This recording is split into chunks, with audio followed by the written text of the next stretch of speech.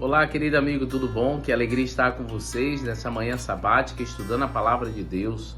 Hoje iremos meditar em Mateus capítulo 15, queremos estudar aí todo o capítulo e também teremos aí o nosso momento de oração. Hoje estaremos orando pelos nossos amigos pastores, já que dia 22 de outubro é dia do pastor adventista. Então, o meu dia e dia dos amigos que também participam aqui conosco. Obrigado pela participação de vocês e lembre-se de das suas orações e incluir os pastores adventistas desse dia, tá certo?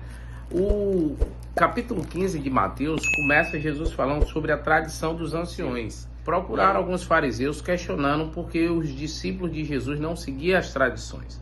Os anciões ali, na verdade os fariseus, eles nem comiam junto de pessoas que não seguiam essa tradição, que era lavar as mãos antes das refeições. E o problema é que não era que os discípulos não eram higiênicos, mas só que era um ritual que se fazia.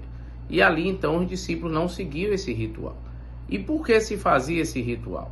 Logo depois que o povo passou ali pelo cativeiro babilônico, eles tomaram a decisão de seguir totalmente a lei, todo o Talmud, né?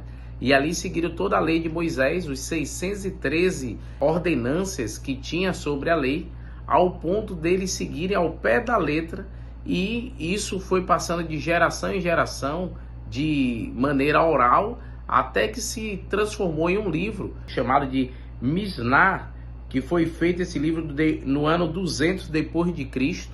E o problema foi que esse livro e essas regras foram colocadas em pé de igualdade com os 10 mandamentos, ao ponto deles igualar essas ordenanças, essas tradições, a lei de Deus. E aí até fica a pergunta a vocês: o que é mais importante, a tradição ou os mandamentos? E com certeza é os mandamentos. E você vê que tem pessoas que seguem tradições, mas quando você fala dos mandamentos de Deus, do sábado, honrar pai e mãe, acham estranho. Então, queridos, acabam guardando mandamentos de homem e esquecendo da lei de Deus. E foi até isso que Jesus questionou no versículo 5, quando ele diz assim, ó: mas vós dizeis, se alguém dizer a seu pai ou sua mãe, é oferta ao Senhor aquilo que podereis aproveitar de mim, esse jamais honrará a seu pai e a sua mãe, e assim invalidastes a palavra de Deus, por causa da vossa tradição. Hipócritas, bem profetizou Isaías a vosso respeito. O que Jesus queria dizer sobre isso? Existia uma outra lei, uma outra prática chamada de corba. Você pode pesquisar aí melhor, mas o que em poucas palavras significava isso aí? Era porque se você pegasse as suas ofertas e desse ao templo, ajudasse ao templo, você não tinha uma obrigação de cuidar dos pais. Olha que loucura! Então você estava cuidando do templo, você podia agora anular os mandamentos de honrar pai e mãe, cuidar do pai e da mãe.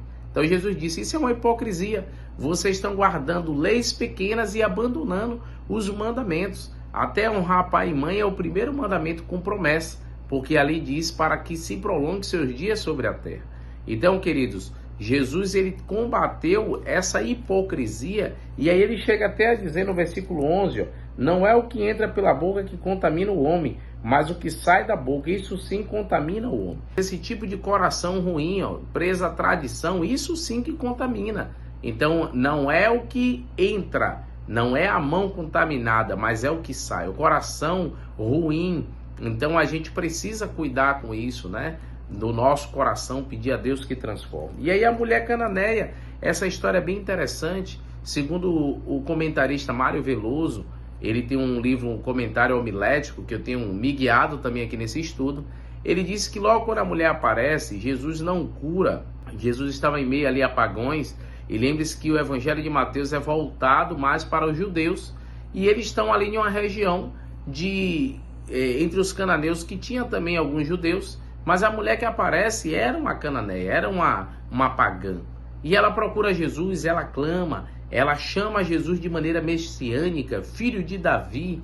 Então ela reconhecia o senhorio de Cristo, mas Cristo não cura logo, não opera logo milagres sobre a vida dela. E por que ele assim não faz? Porque eles queriam que os discípulos dele, Jesus queria que eles vissem a fé daquela mulher, a insistência dela, o desejo dela. E de uma certa forma Jesus a desprezou para que eles vissem como ela realmente cria e reconhecia o senhorio de Cristo.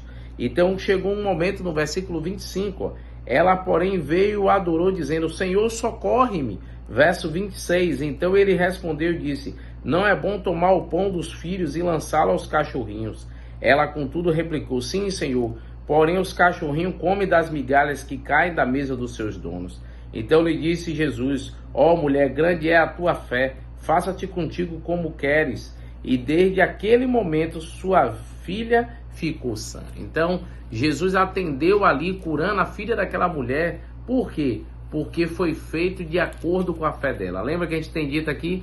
Jesus curava de acordo com a fé. Jesus então não fez logo de início para que não gerasse um preconceito dos discípulos, mas para que os discípulos vissem que ela era merecedora pela fé que ela tinha. A fé é que move as montanhas, a fé é que nos habilita para receber os milagres. Independente da nacionalidade, independente de quem somos, é a fé que transforma a vida das pessoas. E ali Jesus fez outros milagres, e também o texto diz que houve mais uma multiplicação, porque Jesus curou e ensinou durante 3 dias. E aí então Mateus destaca que houve uma segunda multiplicação. Jesus pergunta de novo aos discípulos quantos de alimentos eles tinham, e aí eles respondem no versículo 35. Então, tendo mandado o povo assentar-se no chão, tomou os 7 pães e os peixes, e tendo dado graça, partiu e deu aos discípulos, e esse ao povo, e todos comeram e se fartaram, e do que sobrou recolheram 7 cestos cheios. Ora, os que comeram eram 4.000 homens, além de mulheres e crianças. E tendo despedido as multidões, entrou Jesus no barco e foi para o território de Magdá. Então você vê que ali, mais uma vez, Jesus, ele se preocupou com a necessidade física das pessoas, curou, ensinou, mas também a alimentou. Jesus faz um milagre completo, querido. Não há milagre que Jesus faz pela metade. E na sua vida também ele quer fazer um milagre completo. Vamos orar ao Senhor? Querido Deus, ó Pai, obrigado, Senhor, por mais um dia, em especial por seu santo sábado. Obrigado por tudo que o Senhor tem feito em nossa vida. Abençoe a cada amigo que tem participado no nosso canal. Obrigado por hoje também ser o dia do pastor. É um privilégio servir nesta causa, servir nesta missão. Que o Senhor abençoe a cada colega de ministério, onde quer que eles estejam. Que o Senhor esteja cuidando deles, livrando do mal, abençoando as suas famílias. Que o Senhor também cuide, ó Pai, daqueles que estão fracos na fé, daqueles que estão pensando em desistir, que perseverem, que continuem entendendo que essa obra não fazem para homens, mas para Ti. Cuide também da Dona Elza, a mãe da irmã Jade, cuide também da Aninha, que é ali do São José, sua mãe, a irmã Maria, ao irmão Raimundo, a Aldenora também, Senhor, em suas lutas pessoais.